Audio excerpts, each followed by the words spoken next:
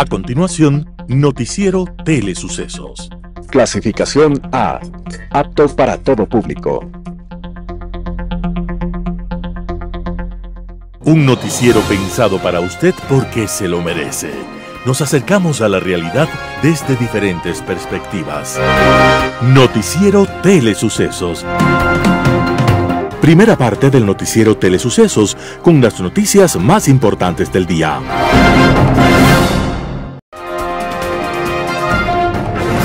Un día como hoy. Hubo un niño al que bautizaron con nombre de santo, Denis, para recordar a San Denis, mártir, el primer obispo de París, porque querían que fuera sacerdote. Pero Denis, es decir, Dionisio, era el dios que rompía las inhibiciones, que liberaba los deseos reprimidos y defendía la alegría de la vida. Y aunque Denis estudió la carrera eclesiástica, él sintió que aquel mundo no era el suyo, y el mundo lo conoce como Denis Diderot, personaje monumental que abre el camino de la Revolución Francesa. Diderot sabía que solo el conocimiento puede liberar a los humanos de las sombras de la superchería y de los gobiernos despóticos. Diderot se comprometió a la que parecía la más imposible de las tareas: redactar la primera enciclopedia para tener escrito todo el pensamiento, la ciencia y la tecnología del siglo XVIII. Su tarea, escribir la enciclopedia, le tomó más de 20 años y varias temporadas en la cárcel, acosado por la Santa Sede y por los reyes franceses. Recordémoslo hoy a través de estas frases que siguen siendo muestra de su espíritu y su sabiduría. Se considera la fuente de todo mal humano, pero se olvida que también lo son de todo placer. Del fanatismo a la barbarie solo existe un paso. Engullimos de un sorbo la mentira que nos adula y bebemos gota a gota la verdad que nos amarga. Denis Diderot, el luchador y pensador francés, estaba desapareciendo un día como hoy, 30 de julio de 1784. Y desde más allá del silencio, nos recuerda que solo el conocimiento puede liberarnos. Las principales noticias del día. Titulares. Ecuador y 8 países latinoamericanos piden reunión urgente de la OEA por resultados de las elecciones en Venezuela. Wilman Terán y Maribel Barreno son llamados a juicio como autores directos de obstrucción de la justicia. Candidatos y partidos con poca aceptación tendrán que devolver dinero de la campaña tras las elecciones de 2025. En política internacional, otra vez el fraude. Los editoriales serán de César Ulloa, Venezuela, dictadura y miseria, Santiago Basabe. Primero, los acuerdos políticos. Noticias del día. Ecuador y 8 países latinoamericanos piden reunión urgente de la Organización de Estados Americanos por los resultados de las elecciones en Venezuela. La Cancillería de Ecuador emitió este 29 de julio un segundo comunicado sobre las elecciones presidenciales de Venezuela, en la que junto con otros 8 países solicita una urgente reunión de la Organización de Estados Americanos. Los gobiernos de Argentina, Costa Rica, Ecuador, Guatemala, Panamá, Paraguay, Perú, República Dominicana y Uruguay han manifestado en un comunicado conjunto su profunda preocupación por el desarrollo de las elecciones presidenciales de la República Bolivariana de Venezuela. El comunicado señala que exigen la revisión completa de los resultados de la votación con la presencia de observadores electorales independientes que aseguren el respeto de la voluntad del pueblo venezolano que participó masiva y pacíficamente. Sostienen que el conteo de los votos debe ser transparente y que los resultados no deben arrojar dudas. Además, el texto indica que los 9 gobiernos que suscriben el comunicado solicitarán una urgente reunión del Consejo Permanente de la Organización de Estados Americanos, OEA, para emitir una resolución que salvaguarde la voluntad popular.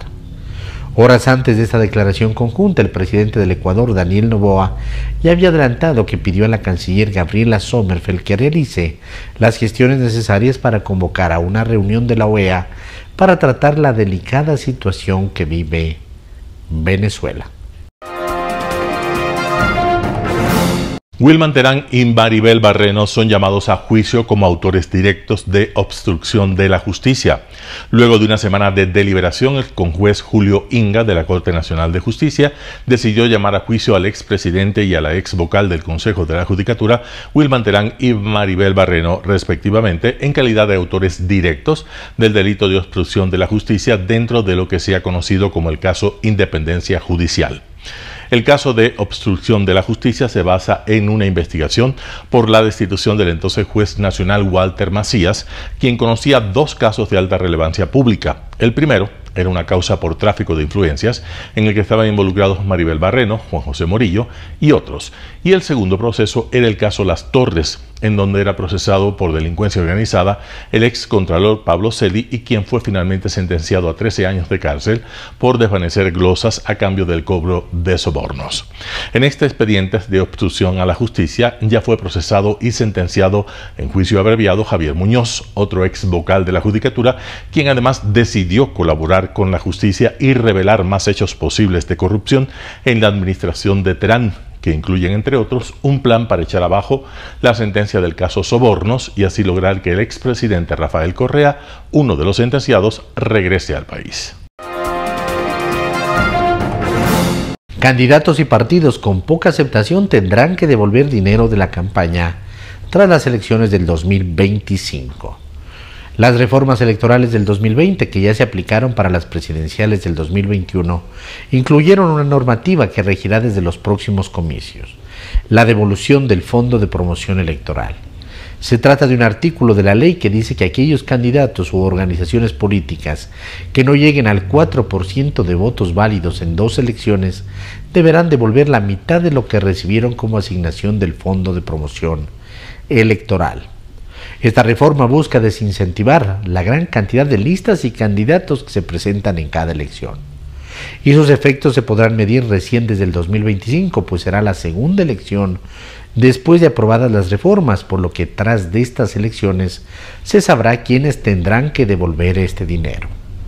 El Fondo de Promoción Electoral es el dinero que el Estado, a través del Consejo Nacional Electoral CNE, asigna a cada candidato para la publicidad en prensa, radio, televisión y vallas publicitarias durante la campaña. Está establecido en la Constitución, pues busca que haya igualdad entre los candidatos y que no haya quien paute más por tener más dinero. Para el proceso 2025, el CNE proyecta que cada binomio presidencial recibirá unos 3.79 millones de dólares para la promoción electoral. Entrevista del día. En Radio Sucesos estuvo Jorge Ortiz, periodista. Habla acerca de los criterios que tiene él sobre el resultado de las elecciones en Venezuela. Escuchemos lo que dijo. A ver, de mi parte, ninguna esperanza. Cuando escuchaba en los días y semanas anteriores que parece que esta vez sí, que es tan abrumadora la mayoría opositora, son tan multitudinarias las manifestaciones en favor de María Corina Machado, que la dictadura venezolana no va a poder, esta vez sí no va a poder negar el triunfo de la oposición, yo decía, ¿seguimos siendo así de ingenuos? ¿Seguimos siendo así de cándidos? No sabemos, no hemos aprendido en América Latina en 200 años de caudillos, no hemos aprendido cómo funciona el poder, no hemos aprendido que a este tipo de regímenes no se los saca democráticamente, ni llegan democráticamente, ni se van democráticamente. Su ejercicio del poder es autoritario y trata siempre de ser totalitario. Cuba es un régimen totalitario, Venezuela todavía no lo es, pero hacia allá está avanzando significativamente. Ese tipo de regímenes como el venezolano no se va por las buenas, menos aún como es el caso actual de Venezuela, que hay un componente de narcotráfico, de crimen organizado por detrás. Ahora, claro, desde 1999 el chavismo ha tenido solo victorias electorales, las victorias que ellos han querido. En el 2007, en el primer referendo, donde Chávez preguntó a la gente si quería la reelección indefinida, lo pierde por las urnas, pero él se da modos de que la situación en la Asamblea cambie y terminó ganando. En el 2013, cuando muere Chávez y Maduro enfrenta a Capriles, también ganó Capriles, también perdió el chavismo, pero le dieron la vuelta al resultado, aunque sea con un punto, pero le dieron la vuelta. Era lo mínimo que se podía esperar que pase ayer. Ahora el tema es, ¿qué se hace? Pues el problema de estas dictaduras, de estos regímenes autoritarios como el venezolano, como todos los regímenes del socialismo del siglo XXI, es que a los pueblos poco a poco no les van dejando otro remedio que levantarse en armas, que retomar el poder, rescatarlo por la fuerza. Porque ayer era evidente, absolutamente evidente, que Edmundo González con María Corina Machado era abrumadoramente más popular que Maduro. Maduro, el chavismo, el socialismo del siglo XXI utilizaba todos los recursos públicos del Estado para hacer manifestaciones, reuniones, a tratar de hacerlas lo más multitudinarias posible. Y sin embargo, muchísima más gente, y gente muchísimo más eufórica, se reunía en torno a María Corina. Era evidente que la oposición ayer tenía una preferencia enorme en la ciudadanía, y aún así se inventaron 7 puntos de diferencia para el chavismo. 7 puntos de diferencia. Y ya tienen a todo el claque internacional, ¿no?, diciendo que ya se sabía, que las encuestas, que había sido mentira. O sea, ya se sabe, ahí están todos estos señores del socialismo del siglo XXI, muchos de ellos prófugos de la justicia, diciendo que un gran triunfo del socialismo del siglo XXI, un gran triunfo de Venezuela, un gran triunfo del presidente Maduro. ¿Qué le queda en este momento al pueblo venezolano? Después de haber insistido durante 25 años de tratar de derrotar al chavismo por vías democráticas, y como tú muy bien lo recordabas, Milton, más de un triunfo ha tenido la oposición y siempre, sistemáticamente se lo negaron. ¿Qué van a ser tan candorosos los líderes de la oposición de creer que no importa después de 6 años si vamos a ganar? María Corina está joven y todavía después de 6 años, por favor, el chavismo es como el castrismo, al fin y al cabo pertenecen a la misma matriz socialista, no entregan el poder. Castro decía, y no se equivocaba, decía un gobierno se refería al tipo de gobierno como el de él, es como una bicicleta, si se detiene, se cae. No pueden detenerse, tienen que seguir. Lo hicieron ayer, lo hicieron en elecciones anteriores, lo harán cuantas elecciones quieran, mientras la oposición siga creyendo que ingenuamente que algún día la dictadura venezolana dirá, esta vez sí nos ganaron, lo reconocemos y entregamos el poder. Imposible, absurdo, ridículo. Berenice Cordero, ex ministra del Ministerio de Inclusión Económica y Social, habla sobre los avances para acabar con la violencia sexual en las escuelas. Vamos con la nota. Yo quisiera decir que, en primer lugar, de hecho hay avances, es decir, no es que el país no ha hecho nada, ¿no? El problema es la magnitud, ¿no? La magnitud del problema, y claro, básicamente el silencio y la impunidad, yo creo que son los dos problemas centrales. A ver, entonces vamos a recordar algunas cosas. El caso de Ampetra, el caso Ampetra, recuerden que fueron 41 niños en ese caso que dio origen a la Comisión Legislativa Ocasional Ampetra, que fue la que trajo a la luz por primera vez por ahí en el año 2017, 18, 19, pero la comisión sacando a la luz justamente estos problemas del abuso sexual en los entornos educativos, ¿no? Entonces eso fue muy importante. Luego también está el otro caso, Albarcín, por el cual el Estado ecuatoriano fue sancionado por la Comisión Interamericana de Derechos Humanos, obligado a presentar disculpas públicas y reparación. Bueno, en este caso, la niña tenía 14 años, fue violentada por el vicerrector de la unidad educativa, y el país demoró muchísimo en, digamos, localizar al agresor. En ese caso ella se suicidó, la hija de doña Pepita Albarracín, que es la que ha llevado la lucha, ¿no? Son dos factores importantes estos que estoy mencionando. Las cifras que son lamentables: 6.438 casos de violencia sexual por parte de docentes, de autoridades escolares, otro personal escolar, conserjes y otros estudiantes, afectando a 7.303 niñas, niños y adolescentes. ¿Por dónde se debe caminar para buscar bajar estas cifras? Yo sé que pedir erradicar, que sería lo ideal en un mundo que debería ser más justo, con los niños, con las mujeres, con todo el mundo, es difícil, pero ¿cómo bajarlo sustancialmente? Bueno, el otro punto tal vez mencionar es la ley orgánica de educación intercultural, la reforma del año 2021, una reforma bien importante que por primera vez realmente establece la obligatoriedad, por ejemplo, de la educación sexual en los establecimientos educativos del país, del Sistema Nacional de Educación, públicos, privados, etcétera. No es opcional, es una garantía del Estado. Entonces la educación sexual es importantísimo, y es más, en el año 2023, cuando estaba todavía la ministra Brown, salió ya esta estrategia nacional para favorecer la educación sexual de carácter científico, humanista, como manda la Constitución y manda la LOEI. Bueno, este sistema, Milton, el que usted está mencionando, recoge datos desde el año 2014. En realidad, ahí se reflejan los datos y ahorita son como 19,000 casos registrados. El problema que el país tiene que entender es que más del 70% de los casos ocurren dentro de las familias. Se registran en el sistema educativo porque ahí el DS trabaja con los niños y demás, y entonces conocen de los casos. Volvemos a lo de siempre, al principal problema en casa.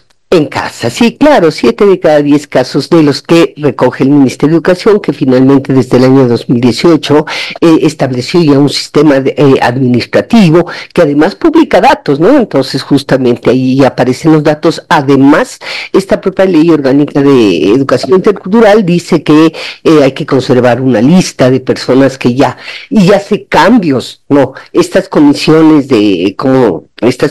que antes estaban conformadas por docentes, iguales devolvían los cargos. La impunidad, Milton, son de 2 al 4% de los casos se resuelven. No hay sentencias condenatorias, apenas 2,000 de aproximadamente, yo no sé, se registran cerca de 35,000 casos de violencia sexual contra los niños y niñas. Entonces, el punto es que normalmente es un familiar que le impone el silencio, normalmente un tío o los propios padres, la violación, etcétera, el abuso sexual, el material pornográfico, todo esto trató de mejorarse también a través de y si usted nota las cifras del Ministerio de Educación, desde el 2017 ha mejorado la denuncia, pero los padres no quieren denunciar porque a veces también los padres no reconocen los hechos como abuso sexual. Además, el niño o la niña, fíjese, los datos del Ministerio de Educación son terribles porque buena parte de niños son menores, están entre 8 y 11 años, eso es cerca del 35%, y los otros están entre los 8 y 14 años. Esos dos grupos de edad suman casi el 70%. Es decir, ¿cómo se defiende un niño de 5 o 6 años del abuso sexual en el establecimiento, menos en la familia? ¿Qué hace un niño de 9 meses en el caso de un pederasta? No tiene ninguna capacidad de defensa. El problema del hacinamiento también, es decir, compartimos las camas, y culturalmente eso no puede ser. Hay países, Chile, usted está mencionando al presidente Boric, la iniciativa no fue de él, pero la lucha en Chile era una cama para cada niño, justamente porque hay que separar los espacios. Entonces el niño que es abusado sexualmente luego tiene unos sentimientos, tiene una eficacia terrible para infligirse daño a sí mismo, para maltratarse, para humillarse, porque ha perdido, ¿no?, el sentimiento de seguridad, porque el cuerpo es la primera barrera que tiene para conocer el mundo. Y si ya esa barrera se rompió, significa que no tiene control, y peor si no tiene que contar. Todo el secreto, la amenaza, el silencio. Por eso yo creo que hay avances, pero no tenemos avances en la justicia. ¿Cuántos docentes han sido devueltos al sistema educativo? Porque los jueces no aceptan las pruebas, las familias son pobres, no tienen capacidad, no les creen a los niños, creen que están mintiendo. Entonces, digamos, ahí lo que tenemos es una tremenda impunidad y, bueno, reflejada en muchos otros temas en el país, y una tremenda corrupción también. Entonces, si los jueces no castigan, ¿no es cierto? Ahí está la ley, ¿no? Entonces, violación, 20 años, abuso sexual hasta 14 años, pero claro, si el juez no castiga, la impunidad se mantiene. Entonces, claro, pues el abusador sabe que no le va a pasar nada, y luego sabe que covechando y pagando saldrá libre. Entonces, en el país la lección sobre la impunidad no solamente la corrupción, no, esta es otra forma de corrupción, no resolver, y la lentitud de la fiscalía. En el programa Impacto Informativo, Wagner Bravo, ex secretario de Seguridad, habla sobre la inseguridad que se vive en el país. Escuchemos lo que dijo. Desde mi perspectiva, que nos estamos acostumbrando a que esto sea el día a día. Y luego de eso, pues, no se toman las acciones que deberían haberse tomado. ¿Y por qué digo esto? Es porque en todo el país hay muertes violentas y que tienen causas estructurales.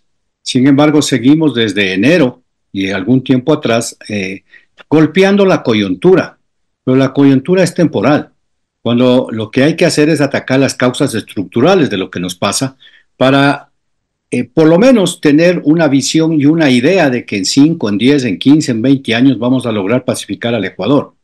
Porque si seguimos haciendo, desde mi punto de vista, lo que se hace normalmente en la coyuntura, simplemente detenemos, apaciguamos, pero inmediatamente recrudece, porque lo que sí hay que tomar en cuenta, Edgar, es que esto fundamentalmente de la minería ilegal, del tráfico de personas y el tráfico de drogas, realmente es un buen negocio para quienes están metidos en estos grupos criminales, Edgar. Ahora, el gobierno nacional en esta semana ha difundido algunas cifras. El régimen dice que hay menos crímenes que en el mismo periodo de 2023, exactamente 19% menos. ¿Qué debemos hacer con estas cifras? Lo que sucede, Edgar, es como nosotros podemos pintar los números o cómo los podemos expresar. Si nosotros vamos a compararnos con el año anterior, quiere decir que queremos estar parecidos al año anterior y ojalá fuéramos del 50%. Pero la pregunta fundamental es, ¿el Plan Fénix tiene objetivos claros a lograr? Porque nos debería decir la ministra de Palencia que realmente el objetivo a marzo era bajar 50% muertes violentas. ¡Listo! Si es que es así, entonces en marzo debería haber un escrutinio público, públicamente, como tiene que hacer todos los servidores públicos para dar información. Teníamos este objetivo y lo hemos cumplido. Pero eso de que hemos bajado 19 comparado con un año anterior, no quiere decir que la violencia está disminuyendo. ¿Y por qué digo esto? Los delincuentes, como tienen un buen negocio y es una superestructura que no es nacional sino internacional, van a continuar con su negocio. Si fuera concomitante las muertes violentas en un 19%, quiere decir que no capturaríamos tanta droga. Vamos en 192 toneladas. Yo creo que el año pasado, si no estoy mal, fueron 240 y nos faltan 4 meses. Quiere decir que vamos a superar. Quiere decir que los delincuentes, en lugar de matarse, por ponerlo así el caso, están llevando más droga. ¿No será que estos ataques en Quito, en Cuenca, en Santo Domingo, es para distraer a las fuerzas del orden, para que no controlen los lugares en donde ellos expenden y, entre comillas, exportan la droga, que son la costa ecuatoriana? Siempre hay que pensar mal, siempre hay que hacer una muy buena apreciación de inteligencia. ¿Por qué sucede un caso en Quito, en Ambato? ¿Por qué el aumento de vacunas? ¿Por qué el aumento de secuestros? ¿Sí? ¿Por qué el aumento de la minería ilegal?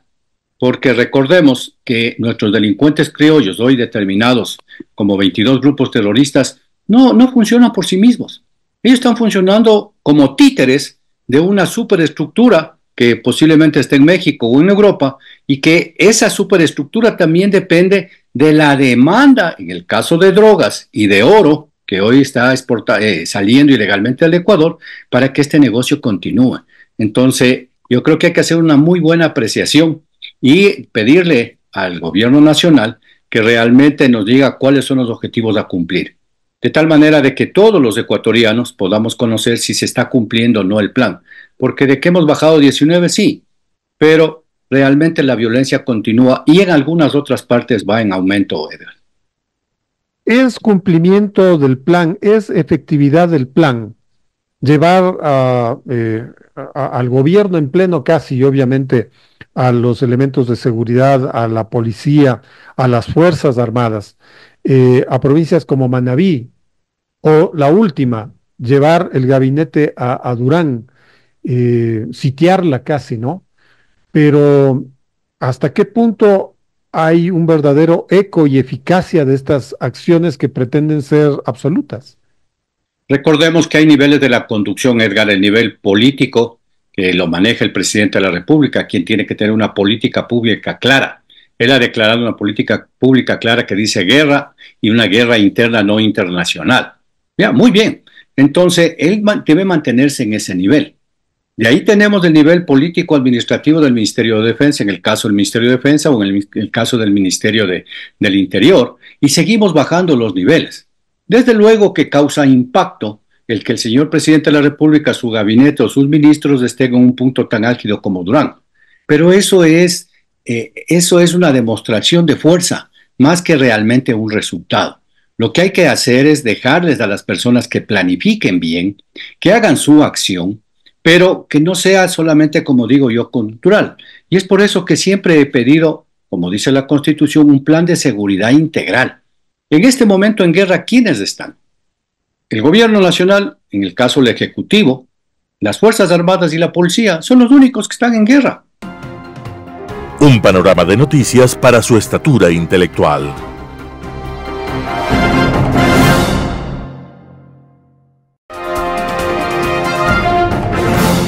Global Hoy con Alan Carney. Otra vez el fraude.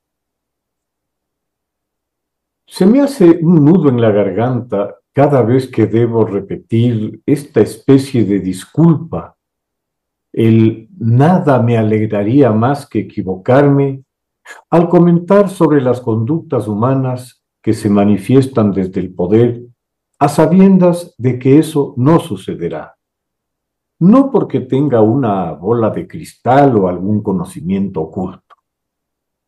Lo que está ocurriendo en Venezuela otra vez me obliga a decir cuánto me apena el no haberme equivocado, pero era tan evidente el curso que cabía esperarse que nunca logré entender las expectativas y esperanzas que las elecciones presidenciales venezolanas despertaron entre universos tan distintos como los de la propia población venezolana, que no ha logrado todavía escaparse de la mortal trampa en que se ha convertido el país para quienes no están enchufados al poder, y los diplomáticos y funcionarios que otra vez se prestaron para el repetido sainete de aceptar por válida la buena fe de unos delincuentes que se apoderaron de un país para chuparle hasta la última onza de riqueza que pueda producir.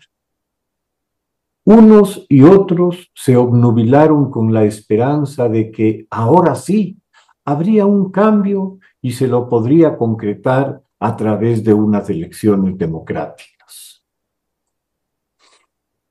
El cerrar los ojos a la evidencia histórica, a lo que una y otra vez sucede, y a la permanente burla que hace la dictadura de unos y otros, es el mismo autoengaño que se hicieran en su momento otros pueblos, como el cubano o el norcoreano, que confiaron en dirigentes a quienes el único interés que les mueve es el máximo bienestar propio y de su círculo, al punto de convertirse en pseudomonarquías hereditarias, una nueva clase de sanguijuelas que se perpetúan sin cambio en el tiempo.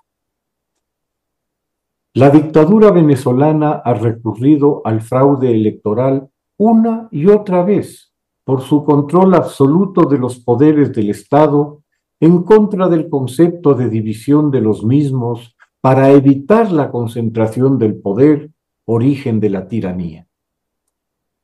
Adicionalmente a los poderes civiles de la doctrina liberal, Venezuela incorpora dos más, al menos, el de una ideologizada fuerza armada que se autodefine como chavista y bolivariana, a la que se mantiene fiel al régimen, enriqueciendo a sus mandos por los más escandalosos negociados, y a la tropa con dádivas para que vea la diferencia de su nivel de vida con la absoluta miseria del resto de la población.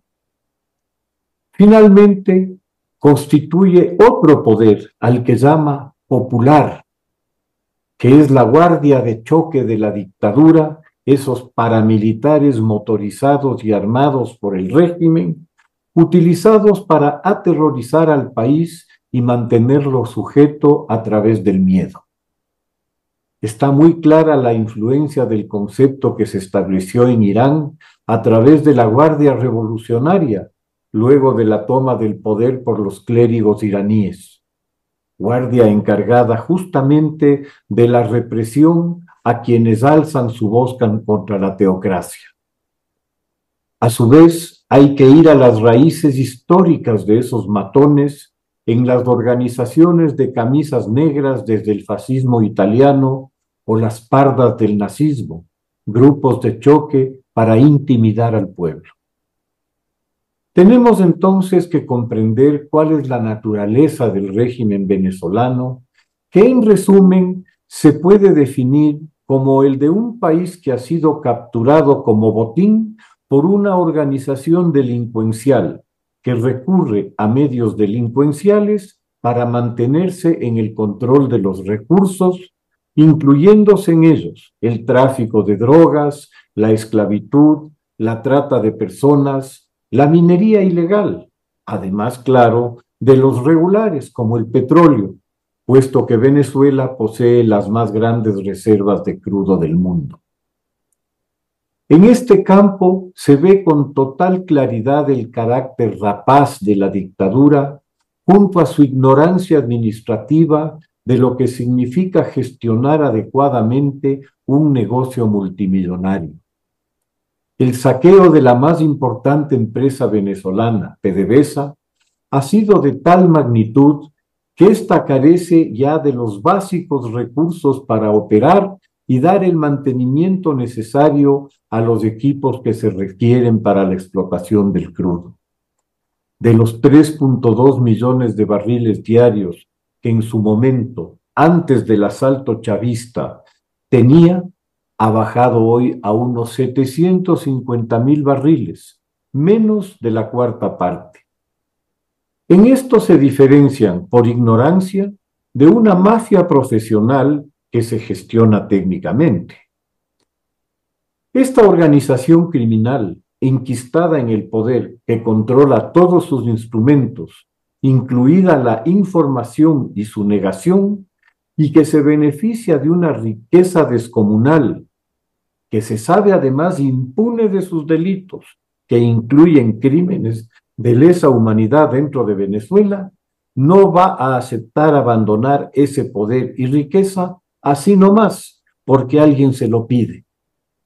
La dificultad de comprender algo tan evidente como esto es el origen de todas las decepciones y autoengaños que se producen al interior de Venezuela y fuera de ella, entre los países y organizaciones internacionales que asumen estar tratando con un gobierno cuando lo están haciendo con delincuentes.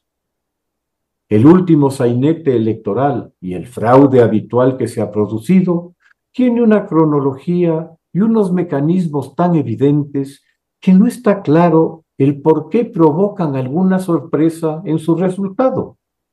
Recapitulemos. Hace más de un año, el régimen ilegalmente cambia el Consejo Nacional Electoral por uno a su medida. A sabiendas de que el 25% de la población venezolana está fuera del país, expulsada en efecto por el desastre económico colosal provocado por la incompetencia del régimen, se evita a toda costa que pueda ejercer su derecho al voto. De 5 millones de personas con derecho a voto en el exterior, logran hacerlo apenas 70.000, el 1.3%. Arbitrariamente se inhabilita a candidatos de la oposición para participar en los comicios, pese a haber ganado las primarias democráticas de sus tendencias.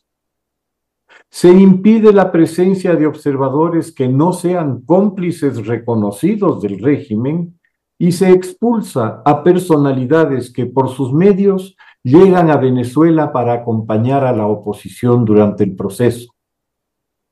Durante la campaña, la dictadura utiliza los recursos del Estado impúdicamente, desde los medios públicos a vehículos y presión sobre los funcionarios para que participen de manera obligatoria en los actos políticos del régimen.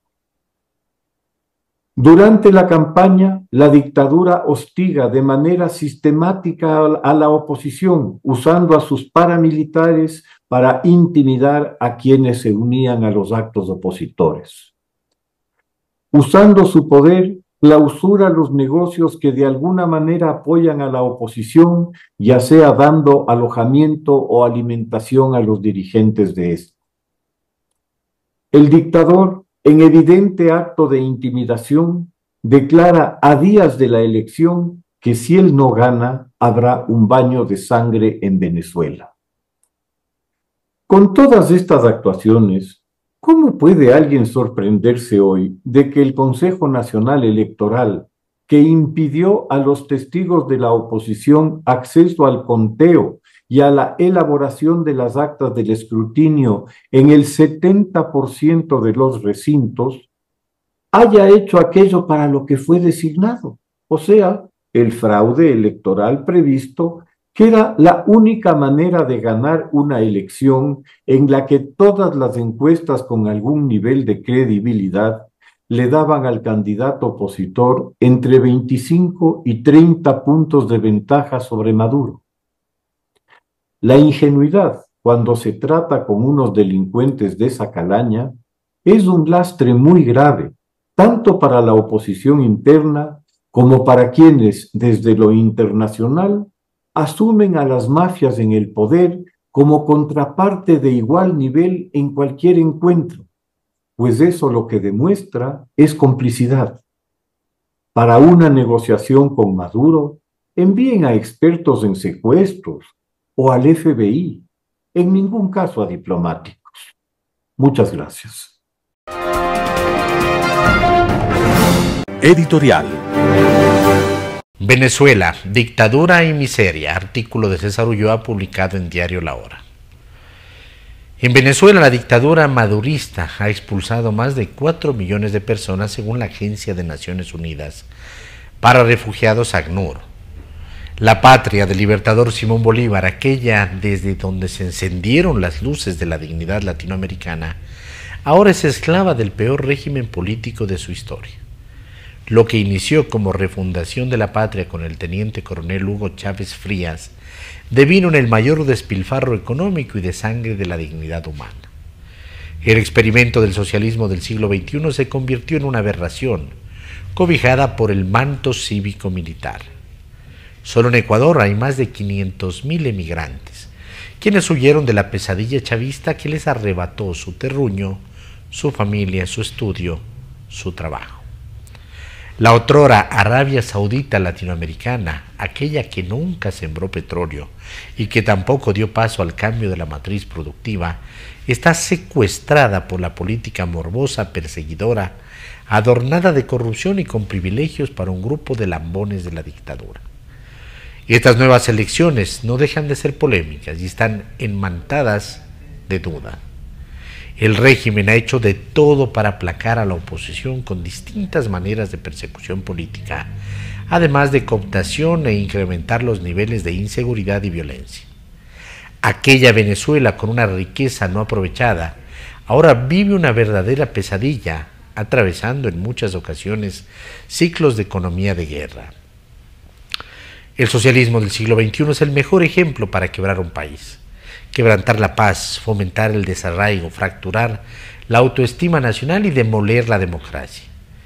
No hay en la historia del continente un éxodo de estas características. Sin embargo, la ceguera provocada por la liturgia chavista todavía permanece en millones de personas que están convencidas en la polarización, la antipolítica y la posverdad como alternativa. En la actualidad se ha demostrado que esta propuesta funcionó debido al boom petrolero y después de nadar en dinero, nunca hubo un verdadero proyecto de desarrollo. Los resultados de estas elecciones son un parteaguas para el país llanero. Artículo de César Ulloa publicado en Diario La Hora. Primero, los acuerdos políticos. Santiago Basabe, primicias. ¿La política o la economía? ¿Cuál de las dos aristas se debe trabajar primero para mejorar el desarrollo de los países? Esa es una de las preguntas que siempre ronda, aunque en ocasiones no de forma tan evidente, entre la población, la opinión pública y diversos sectores sociales. Los economistas defienden la idea de que el mundo se mueve en función de los indicadores macro y micro, por lo que las prioridades de los gobiernos deben estar en esa esfera. Los politólogos señalan que el punto de partida para fomentar sociedades más prósperas está en la consecución de acuerdos institucionales básicos. Para unos, la economía va por delante de la política. Para otros, la política va por delante de la economía. Un dilema similar al del huevo o la gallina. En general, es difícil hallar casos de progreso económico sin que haya mediado un previo acuerdo a nivel de actores políticos. Cuesta creer, por tanto, que los distintos agentes económicos puedan generar riqueza si no parten de las certezas y estabilidad que se diseñan en el campo de la política. Aunque esta parece ser la tendencia, siempre es posible hallar excepciones. Perú sería una de ellas y seguramente hay otras alrededor del mundo. Desafortunadamente, la relación propuesta no implica decir que la consolidación de pactos mínimos en lo político deriva inevitablemente en mejores rendimientos de las economías nacionales. De hecho, podrían darse casos de convivencia política acordada que no concluyen en avances en lo económico. Dicho escenario, que no parece tener mayores referentes empíricos en el mundo, podría dar lugar a situaciones de conflictividad social que terminen por generar cambios estructurales de magnitudes. En Ecuador, la discusión sobre la necesidad de llegar a acuerdos políticos para de allí proponer algunos lineamientos económicos que alienten el desarrollo en ese sector se ha estancado en los últimos años. Quizás por la orfandad de liderazgos en la esfera pública, quizás por el ímpetu de resolverlo todo desde la inmediatez, la necesaria reflexión acerca de una agenda mínima de temas políticos que orienten la vida pública del país ha quedado en segundo plano. No se trata de hacer propuestas de política pública en particular y tampoco de enarbolar cambios normativos radicales como la generación de una nueva constitución. Aunque lo uno y lo otro podría ser útil, antes se requiere plantear las ideas generales desde lo político que den sustento a lo que posteriormente se deberá proponer en el andarivel económico. La inseguridad, por ejemplo, es un tema prioritariamente político. Desde luego, hay necesidad de recursos económicos para combatir este flagelo, pero si antes no existen directrices básicas de cómo afrontarlo, la inversión puede resultar ineficaz. Algo similar ocurre con la seguridad social. Allí hay decisiones políticas que deben ser asumidas en primera instancia. Las medidas económicas de coyuntura son útiles, obviamente, pero si no hay acuerdos básicos en las cuestiones de fondo, cualquier esfuerzo de momento no pondrá fin al drama que ahora mismo envuelve al IES. Otros temas, como las migraciones o la educación, pasan también por acuerdos políticos iniciales. Cuando se recurre a la famosa expresión «es la economía estúpido» de James Carville, asesor del expresidente estadounidense Bill Clinton, frecuentemente se deja de lado que su objetivo esencial era de naturaleza política. No había la intención de anteponer la esfera económica a la política, sino todo lo contrario. Trasladado el caso al ámbito ecuatoriano, lo dicho lleva a pensar en la necesidad de volver a posicionar la idea que, sin acuerdos políticos básicos, la economía difícilmente va a prosperar. Dicho de otra forma, no vamos a reducir el desempleo, no vamos a producir más y no vamos a ser más competitivos en el contexto internacional si antes no llegamos a puntos de encuentro en la esfera política. A partir de este planteamiento, el gran problema que actualmente tiene el país es que no tenemos los actores políticos que se encarguen de promover esta agenda básica. Ante esta carencia, una labor asistida la puede empujar liderazgo que, aunque no estén directamente anclados a la toma de decisiones públicas, puedan engarzar intereses de distintas vertientes. La representación gremial, por ejemplo, puede jugar un papel clave. Las organizaciones de la sociedad civil también tendrían un rol importante. Aunque es una forma atípica de propiciar los acuerdos políticos que el país requiere, es quizás una de las pocas alternativas que se tiene ante el desenfrenado desinterés, muchas veces bien intencionado, de resolver los problemas económicos sin antes haber pasado por arreglos mínimos en la dimensión política. Santiago Basabe, Primicias. Noticias internacionales.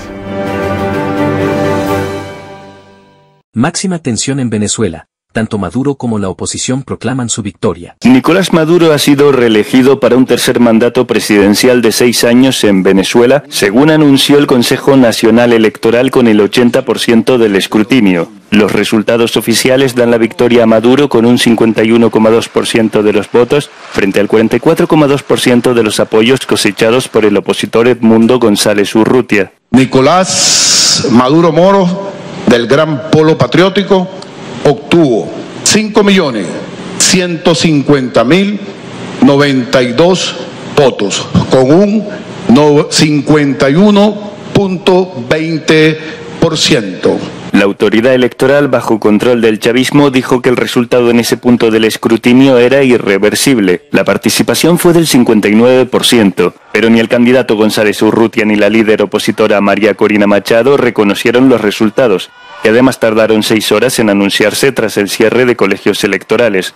La oposición se atribuye la victoria y Estados Unidos y otros países expresan preocupación y piden resultados detallados y verificables. We have serious concerns that the result announced does not reflect the will or the votes of the Venezuelan people. It's critical that every vote be counted fairly and transparently, that election officials immediately share information with the opposition and independent observers without delay.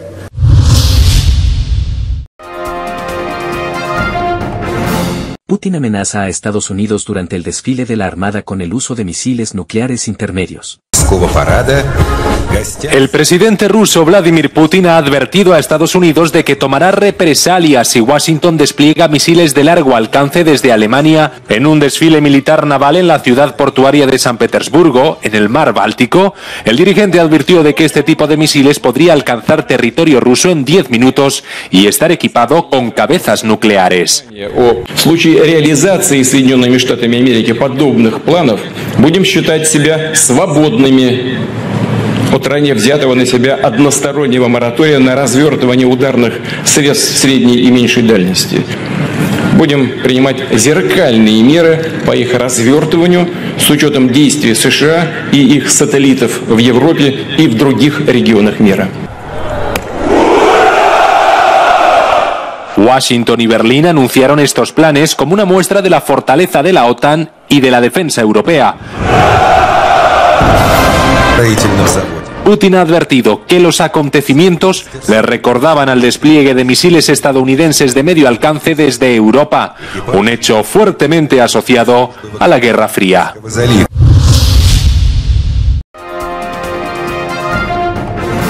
Acuerdo histórico entre Italia y China para mejorar sus relaciones.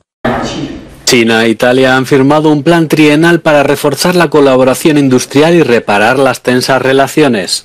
La visita oficial a Pekín de la primera ministra italiana Giorgia Meloni se produce un año después de que Italia abandonara la iniciativa de la Franja y la Ruta firmada por el líder chino Xi Jinping. Gli antichi rapporti tra Italia e Cina sono caratterizzati da una cooperazione economica e commerciale molto significativa, una dimensione strategica che dobbiamo continuare a coltivare anche e soprattutto di fronte alla complessa situazione internazionale nella quale ci troviamo. Como parte del plan, los dos países participarán en una colaboración industrial que abarcará desde los vehículos eléctricos hasta las energías renovables, declaró Meloni en la rueda de prensa. Esta iniciativa se produce en un momento en el que los vehículos eléctricos simbolizan las crecientes tensiones comerciales entre China y la Unión Europea.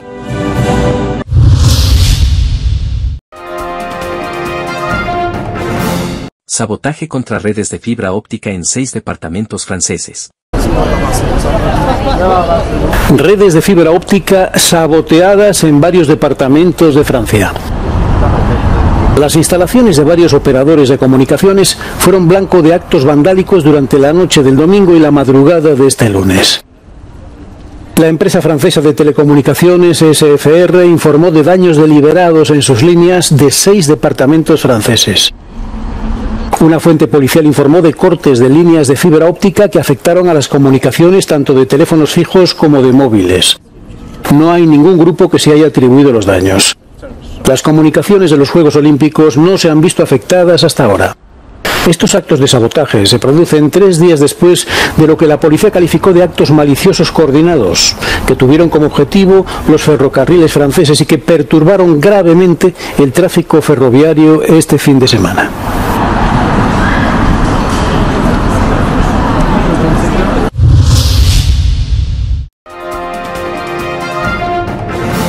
Telesucesos Sports. Deportes, deportes, deportes. Todas las tardes, 4 horas de lunes a miércoles, de 14 a 17 horas. Los jueves y viernes, 6 horas, de 12 a 20 horas. Desde Arena Telesucesos.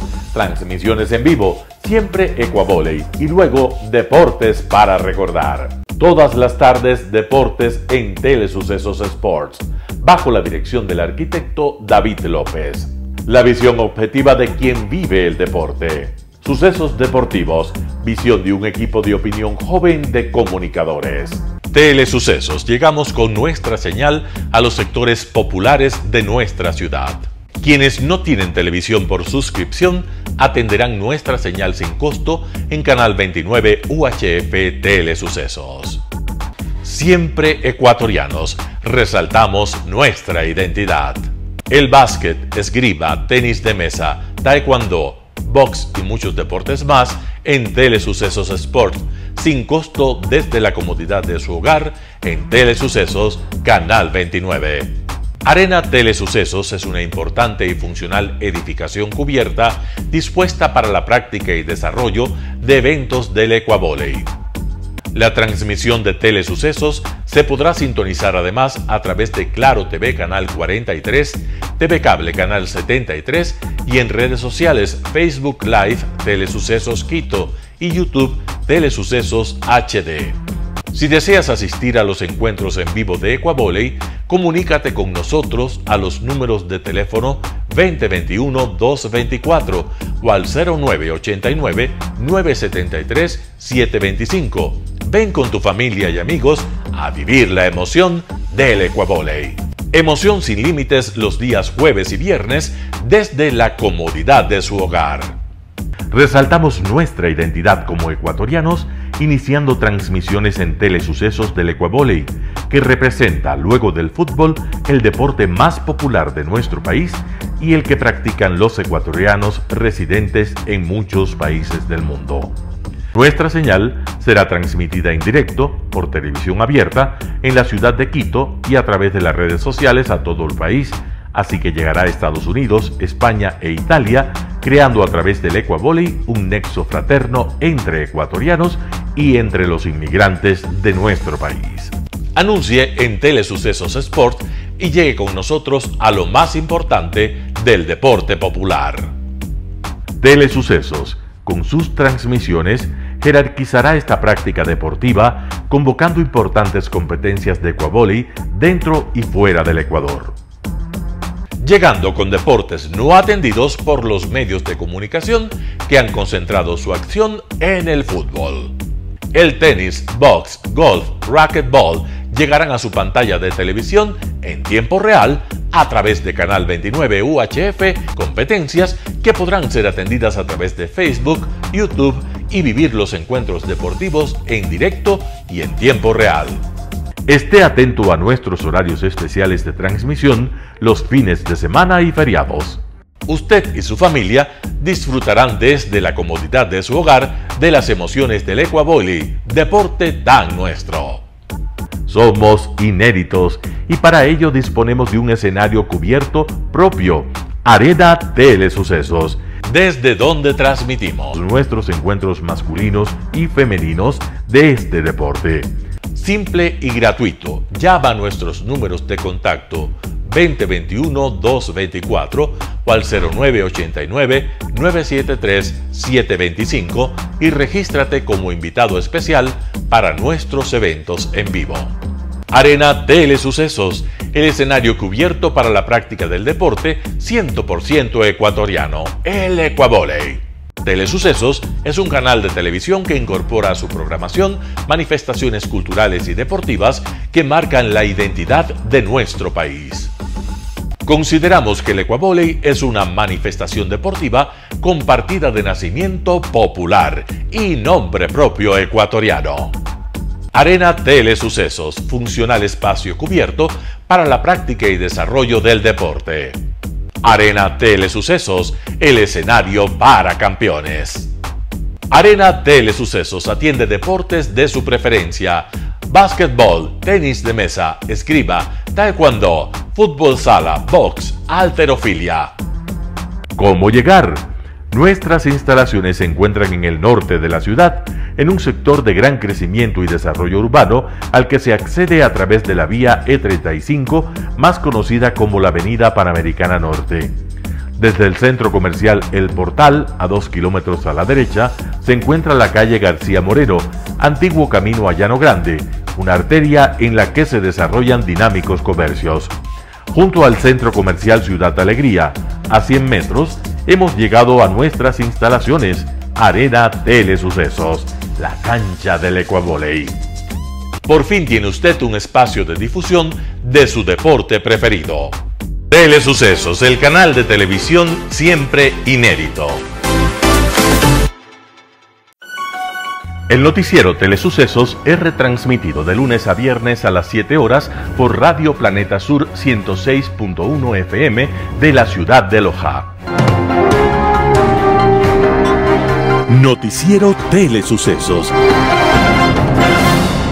Las opiniones vertidas en este espacio por la producción y dirección del programa son de exclusiva responsabilidad de sus autores y de quienes intervienen en ellos.